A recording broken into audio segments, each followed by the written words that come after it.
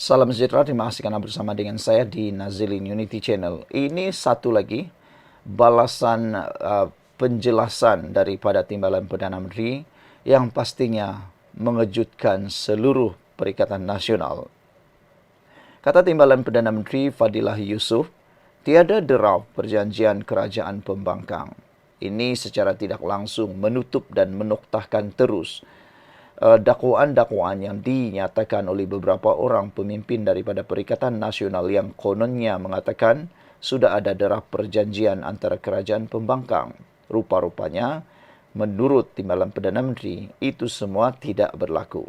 Timbalan Perdana Menteri Fadilah Yusof berkata deraf perjanjian yang dikatakan pembangkang mutakhir ini sebenarnya tidak wujud. Jadi kalau begitu apa yang wujud? Netizen tanya, kalau begitu apa yang wujud? Ada beberapa netizen menjawab, mereka kata yang wujud ialah cerita rekaan, yang wujud ialah pembohongan, yang wujud ialah pembangkang yang mungkin telah memutar belit fakta dan juga menjadikannya pembohongan, kata netizen. Fadilah yang diberi tanggungjawab berunding dengan pembangkang berhubung peruntukan untuk ahli parlimen berkata, beliau tidak ada menyerahkan sebarang draft seperti yang didakwa dalam pertemuan dengan Ketua Pembangkang Hamzah Zainuddin. Dalam pertemuan di Parlimen pada 19 Mac lalu, kata Timbalan Perdana Menteri, saya hanya mendengar permohonan Perikatan Nasional PN dan mendengar apa yang mereka tawarkan. Tiada sebarang dokumen diberi maupun diterima, kata beliau lagi. Ulang sekali lagi, tiada sebarang dokumen diberi maupun diterima. Jadi makna kata, mereka hanya berbincang secara lisan dengan hanya perjumpaan biasa. Justru tidak wujud satu dokumen draft perjanjian di antara kerajaan dan pembangkang seperti didakwa, katanya dalam satu kenyataan. Sekali lagi, netizen bertanya, jika begitu apa sebenarnya yang wujud? Kalau draft perjanjian tidak wujud, apa yang wujud? Maka yang wujud ialah berita palsu dan cerita kosong, serta cerita yang diputar-putar belit, kata netizen. Menjelaskan pertemuan itu, Fadilah berkata ia sekadar sesi mendengar permintaan dan tawaran mereka. Malah tiada perbincangan mengenai perjanjian pun, tambahnya. Di Dewan Rakyat pada Khamis lalu, Hamzah berkata pihaknya sudah menerima suatu draft dokumen yang memperincikan cadangan pemberian peruntukan daripada Fadilah. Ahli Parlimen Bersatu Rosul Wahid hari ini dilapor berkata ahli Parlimen PN menuntut peruntukan 3.5 juta setahun untuk wakil rakyat pembangkang dalam draft tawaran perjanjian baru. Adakah Rosul sudah lihat draft itu? Soal Fadilah. Jika belum, mintalah draft itu dari Ketua Pembangkang. Cuba lihat draft itu wujud atau tidak, katanya. Jadi dengan ini, Timbalan Perdana Menteri sendiri sekolahkan semua pemimpin-pemimpin Perikatan Nasional yang cuba mereka reka cipta cerita. Kata Timbalan Perdana Menteri, sudah lihatkah draft itu? Dia bertanya kepada Rosul, sudah lihatkah draft itu? Kalau belum lagi, minta dulu draft itu dari Ketua Pembangkang. Cuba lihat, benarkah draft itu wujud atau tidak? Dalam pada itu, juru cakap kerajaan Fahmi Fadzil berkata, kerajaan belum mendapat apa-apa yang substantif daripada pembangkang pada waktu ini. Kita kena back to drawing board. Kalau ada ahli parlimen pembangkang merasakan perjalanan perbincangan lambat dan lembab, jangan salahkan kerajaan. Kena tanya Ketua Pembangkang kenapa ia lambat, katanya yang juga Menteri Komunikasi. Sekian dulu untuk kali ini. Jangan lupa tinggalkan komen Anda, tekan butang subscribe. Bye-bye. Salam sejahtera. Terima kasih karena bersama dengan saya di Nazilin Unity Channel. Dipetik daripada Malaysia kini, satu isu yang mengejutkan kita semua, iaitu isu stalking tak jadi macam ini kalau Firdaus Wong terus lapor polis, kata kenyataan di Malaysia kini. Isu jualan stalking bertulis kalimat Allah boleh diselesaikan dengan baik jika penceramah Firdaus Wong terus membuat laporan polis, kata Cheong Yok Heng Kong. Bagaimanapun, kata ahli jawatan kuasa DAP Pahang itu, Firdaus sebaliknya menularkannya di media sosial. Tetapi apanya beliau buat? Beliau tularkan isu ini di sosial media, api-apikan keadaan, mencetuskan kemarahan rakan-rakan Muslim. Kalau ini bukan hasut, apalagi soal bekas anggota Dewan Undangan Negeri DAP bagi kawasan Tanah Rata Pahang itu. Firdaus sebelum ini berkata dia tidak mengajak orang ramai memboikot Kekemat. Bagaimanapun terdapat perselisihan antara mereka berdua apabila Cheong menulis komen di sebuah video ceramah Wong dengan menyifatkannya sebagai kaki hasut dan sampah masyarakat. Firdaus pula membalasnya dengan berkata ia cerminan akhlak Cheong. Pendakwa mualaf itu juga mengundang Cheong ke siri bual bicaranya yang berbahas tajuk siapa sampah masyarakat. Cheong bagaimanapun tidak berminat. Oleh itu katanya nak berbicara, nak bahas tidak payahlah. Siapa yang makan cili, siapa yang rasa pedas, katanya yang juga bekas setiausaha politik, Menteri Perumahan dan Kerajaan Tempatan Ong Kerming. Memetik pepatah Cina bahawa seseorang itu akan bernilai dengan adil oleh masyarakat, Cheong mengingatkan bahawa semua pihak bertanggungjawab mengekalkan kedamaian rakyat. Jangan sesekali menimbulkan pelbagai persepsi dan provokasi di media sosial sehingga mengakibatkan keadaan sosial, ekonomi dan politik tidak stabil, katanya. Firdaus mahu hantar surat cinta, sementara itu Firdaus sebentar tadi menyatakan hasrat untuk menghantar surat cinta kepada Cheong.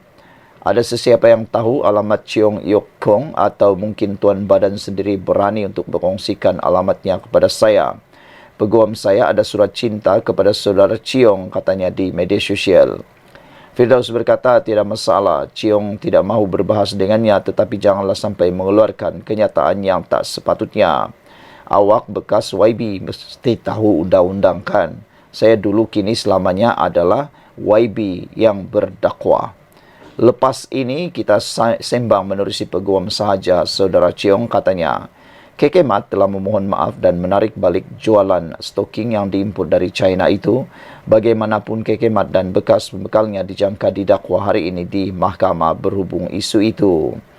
Saudara-saudara sekalian, ada pelbagai soalan ataupun perkataan komen di Malaysia kini, antaranya Greket kata seperti mana yang saya pernah kata, sepatutnya Firdaus Wong pergi bersemuka dengan majikan Kekemat terlebih dahulu dan tuntut penjelasan dari dia. Sekiranya majikan Kekemat tak mahu jumpa dia dan enggan layan pertemuan dengan dia, maka Firdaus Wong boleh terus buat laporan polis supaya pihak polis dapat jelaskan siasatan secara terperinci. Saya percaya majikan Kekemat akan berjumpa dengan dia jikalau beliau hari itu meminta untuk berjumpa tetapi beliau tidak mahu memilih jalan tersebut. Maka dari situlah kita tahu apa niat beliau sebenarnya, kata Greket 7773. Sekian dulu untuk kali ini. Jangan lupa tinggalkan komen anda. Sila tekan butang subscribe. Bye-bye. Selamat pagi, salam sejahtera. Terima kasih kerana bersama dengan saya di Nazilin Unity Channel. Ini satu pendedahan paling mengejutkan kita semua. Apabila Sanusi didakwa berdosa. Apa yang jadi sehingga Sanusi dianggap sebagai berdosa? Dipetik daripada Harapan Daily, Sanusi, hang memang berdosa. Pasal 9 bulan gaji tertunggak, kata ulasan ini. UMNO Sungai Petani menemplak seorang ahli Parlimen PAS yang mendakwa Kerajaan Negeri Kedah terpaksa mencuci dosa kerajaan lama sehingga perlu menanggung masalah anak syarikat Menteri Besar Incorporated iaitu Kedah Agro Holdings. Ketuanya Datuk Sahim Han Him Muhammad Yusof berkata, yang berdosa sebenarnya adalah Menteri Besar Kedah, Datuk Seri Muhammad Sanusi Maknor, kerana gagal melunaskan gaji kaki tangannya selama 9 bulan. Beliau turut membandingkan dengan 3 pentadbiran Menteri Besar terdahulu yang tidak pernah culas membayar gaji pekerjanya.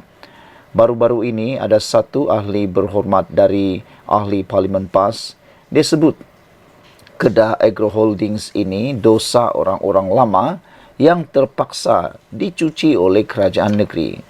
Daripada arwah Syed Razak Syed Zain, arwah Ustaz Azizan Abdul Razak, Datuk Seri Ahmad Bashar Mad Hanifah, Datuk Seri Mukriz Mahathir, semua berusaha bantu bayar gaji, cari jalan. Bila mai dekat Sanusi, dia yang tak bayar gaji 9 bulan. Siapa yang berdosa? Menteri Besar. Lepas semua bayar. Sepanjang yang saya tahulah, orang-orang lama yang jadi Menteri Besar bertanggungjawab. Cari jalan usaha bayar gaji, katanya. Sebelum ini, Ahli Parlimen Alor-Setar yang juga Ketua Pemuda PAS, Afnan Hamimi Taib, mendakwa masalah Kedah Agro Holdings kini terpaksa ditanggung kerajaan negeri Kedah, sedangkan ia berlaku di bawah pentadbiran kerajaan lain. Sanusi pula pada semalam mengibaratkan anak syarikat MBI itu umpama lintah apabila tidak mampu menjana pendapatan sendiri. Tujuan tubuh GLC untuk berniaga, dapat projek kerajaan untung pulang balik kepada kerajaan. Kalau ada 30 orang kerja dalam itu, makan ke darah. Sumbang tak pernah. Tapi kikis lagi, itu bukan GLC. Itu lintah. Saya tak mahu bela lintah, katanya. Mengulas lanjut, Sahih Him berkata, Sanusi telah mengabaikan kebajikan pekerjanya apabila membeli kereta rasmi baru bernilai lebih RM400,000 susulan tular foto kereta jenama Hyundai. Sanusi hang memang berdosa. Pasal gaji tertunggak bukan 2-3 bulan tapi 9 bulan. Tup, beli kereta pula dah RM400,000. Tunggakan 9 bulan ini adalah RM560,000. Dia pi beli kereta RM400,000. Di mana keprihatinan, kasih sayang seorang pemimpin? 24 kaki tangan Kedah Agro Holdings, soal beliau lagi. Sekian dulu untuk kali ini. Jangan lupa tinggalkan komen anda. Sila tekan butang subscribe. Malaysia kita punya, kita jaga sama-sama, cintai Malaysiaku. Bye-bye.